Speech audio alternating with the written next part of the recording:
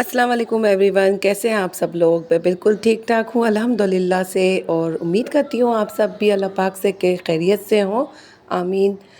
और यहाँ पे आज की रेसिपी का आगाज़ करते हैं, तो जल्दी जल्दी जो है रेसिपी स्टार्ट करते हैं। उसके बाद जो है इसी से रिलेटेड आपसे जो कि आपके लिए डेफ़िनेटली फ़ायदेमंद हो, लेकिन मैं अपना एक्सपीरियंस आपसे शेयर करूँगी, क्योंकि हर घर का यही मसला रहता है माँओं का कि बच्चे जो है वो बड़े ही मोटी होते हैं और कुछ खाते नहीं हैं।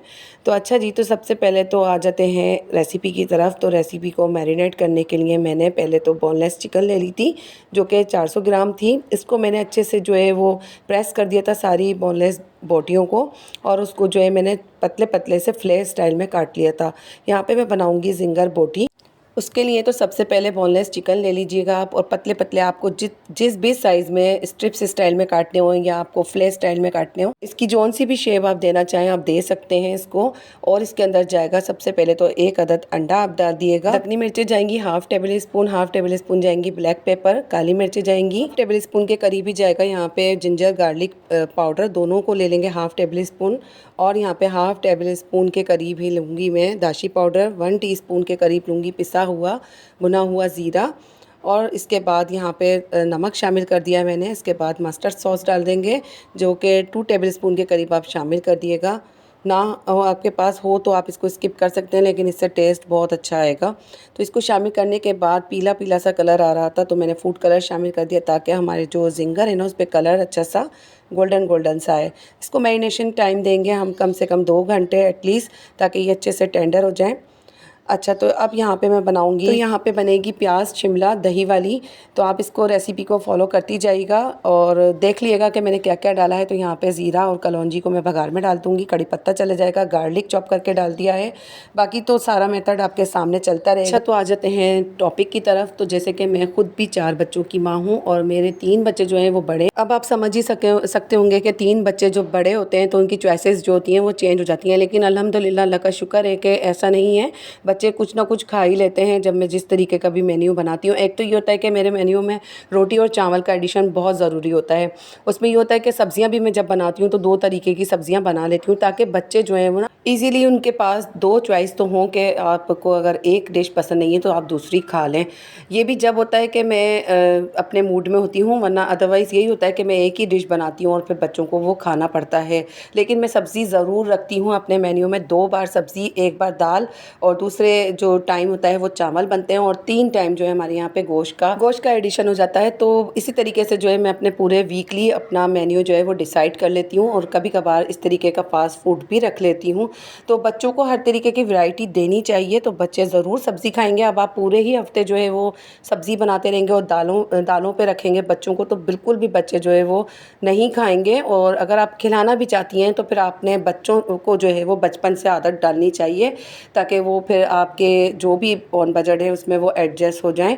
क्योंकि शुरू में माएँ अगर मेहनत कर लेती हैं ना, तो उनके बच्चे जो हैं वो फिर हर चीज़ खा रहे होते हैं। अगर माँओं को बचपन में ही हार मान लेती हैं कि बच्चों को जो है वो कुछ खाना ही नहीं होता है, और फिर माएँ जो हैं वो यही समझ के बैठ जाती हैं कि हमारा बच्चा तो कुछ भी नहीं खाता, और वो हार मान लेती हैं। लेकिन ऐसा नहीं है, अल्लाह ताला ने अपनी नेमतों का ख़जाना उतारा है, और हमारे जो हाथ दिए हैं अल्लाह ताला ने 2, उसमें इतनी कोई पावर दी है ना, तो हम कुछ भी बना के बच्चों को उनको अल्टीमेटली बना के दे सकते हैं, और उनको जो है वो उनके मूड चेंज कर सकते हैं।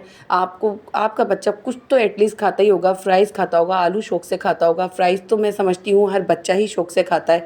जब बच्चा फ्राइज़ खा लेता है तो समझें आपके वो आलू खा रहा है। तो आप आलू के स्नैक्स इतने सारे, अब तो वैरायटी आ गई है, यूट्यूब पे आ गई है। अब तो आप कुछ भी सोशल मीडिया पे सर्च करें, 1 मिनट में झटपट सब कुछ निकल के आ जाता है। तो बच्चों को आप कुछ भी दे सकते हैं। इंशाल्लाह ताला मैं आपसे शेयर करूँगी बच्चों के लिए इस तरीके के आइडियाज़। जो बच्चे जो होते हैं 5 ईयर्स तक के होते हैं, 1 to 5 ईयर्स तक के बच्चों का मैं आपको मील शेयर करूँगी, ताकि उनको जो है 5 साल के बाद आदत इतनी पड़ जाए कि वो दस्तरखान पे बैठें, तो वो सारी चीज़ें आपके बच्चे जो हैं वो मील में उनके शामिल भी हो जाए, उनकी डाइट में भी शामिल हो जाए, मदर्स की प्रॉब्लम भी हल हो जाए, और आपका बच्चा हर चीज़ खाने का आदी हो जाए। सबसे पहले तो आप ये माइंड बना लें कि आपका बच्चा जब 1 साल का हो जाता है तो उसको आपको दस्तरखान पे लाना बिठाना ज़रूरी है, और आपको उसको कुछ ना कुछ खिलाना ज़रूरी है। ये नहीं कि खाली आप जो है उसको बर्तन और चम्मच दे के बिठा दें।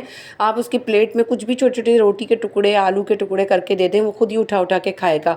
और अगर वो नहीं भी खा रहा, वो ख़राब भी कर रहा है, तो आप उसको एक शीट बिछा दें और उसके ऊपर आप बिठा दें, और वो कुछ ना कुछ तो खाएगा, खेल ही खेल में वो ज़रूर कुछ ना कुछ अपने मुंह में ज़रूर रखेगा। बच्चों की आदत होती है कि कुछ ना कुछ चीज़ वो ज़मीन से उठा के खा ही रहे होते हैं। तो आप प्लीज़ ये करके देखें, थोड़ा सा मैस होगा लेकिन आप मेहनत कर लेंगे, आपका बच्चा इतना आदी हो जाएगा खाने का कि वो मांगेगा दस्तरखान पे बैठ के कि मैं भी खाऊंगा, मुझे भी दस्तरखान पे ही चाहिए सबके साथ। तो ये आदत अगर आप बना लेंगी ना, थोड़ी सी मेहनत शुरू में होती है, उसके बाद क्या होता है फिर बच्चा जब बड़ा हो जाता है ना आपका, तो खुद ही फिर वो प्रिपेयर होता चला जाता है। तो पहले के लोग यही करते थे कि जब सालन रोटी वगैरह शोरबे वाला बनता था, बच्चों को टिंडे वगैरह जो है वो शोरबे में डिप करके और रोटी के साथ मसल के मैश करके जो है ना वो खिला दिया करते थे। मैंने भी अपने बच्चे ऐसे ही पाले, टिंडे, लौकी, जो आलू वगैरह हैं मैंने इसी तरीके से खिलाए बच्चों को, सालन के निकाल के डिश में से धो के खिला दिए। कंबाइंड फैमिली में रहते थे, नहीं बना सकते थे अकेले कि बच्चों के लिए कोई चीज़ सेपरेट बनाई जाए, तो मैंने बच्चों को उसी पे ही डाइवर्ट किया कि मैं नहीं, यही बन रहा है, यही पक रहा है, मैंने बच्चों को यही खिलाना है।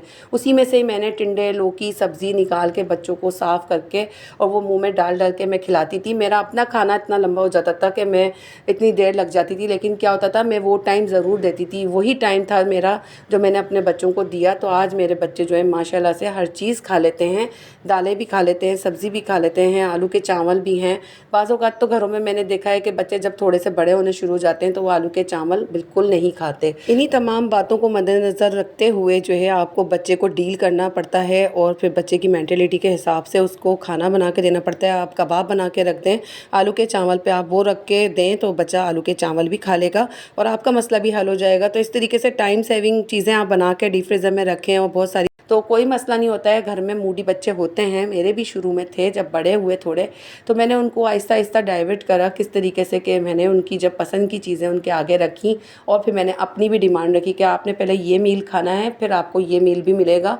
तो बच्चे ऑलरेडी जो होता था कि फिर वो एहतरामन खाते थे कि नहीं मम्मा हमारा ख्याल करती हैं तो हमने ये डिश खानी है। एटलीस्ट के 5-6 निवाले ही आप माँ के हाथ से खा लें और खा लेगा आपका बच्चा। आप जब इंसिस्ट करोगे उसकी कोई पसंदीदा चीज़ पे कि आपको मैं ये दूंगी, आप फ़लानी चीज़ ये पहले खा लो, तो ज़रूर आपका बच्चा ये खाएगा। आप ये करके देखिएगा।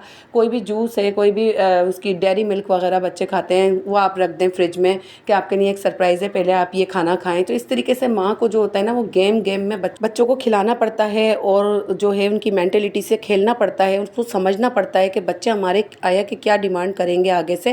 पहले से प्रिपेयर रहें, मेन्यू डिसाइड करें पूरे वीक का। ये छोटी सी आदत बना लें आप तो यकीन करें। और पहले ही बच्चे जब, जो बच्चियाँ अभी नई नई शादियाँ हुई हैं, मैं आपको एक टिप दे रही हूँ कि आपका बच्चा जब थोड़ा सा बड़ा हो और वो खाने लग जाए ग़िज़ा, तो आप उसको प्लीज़ सेरेलैक और इन चीज़ों पे नहीं रखिएगा। आप घर की ग़िज़ा पे मेहनत करिएगा।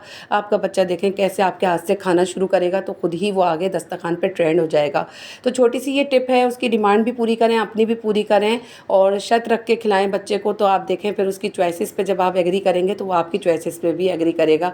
तो आज की अगर ये बातें मेरी पसंद आए तो ज़रूर लाइक कीजिएगा, वीडियो को शेयर कीजिएगा और मुझे जो है अपना फीडबैक ज़रूर दीजिएगा। तो मिलते हैं नेक्स्ट रेसिपी में। जब तक के लिए अपना और अपने प्यारों का बहुत ज़्यादा ख्याल रखें और मुझे भी दुआओं में याद रखिएगा। मिलेंगे नेक्स्ट रेसिपी में, जब तक के लिए अल्लाह हाफ़िज़ जी, बाय बाय।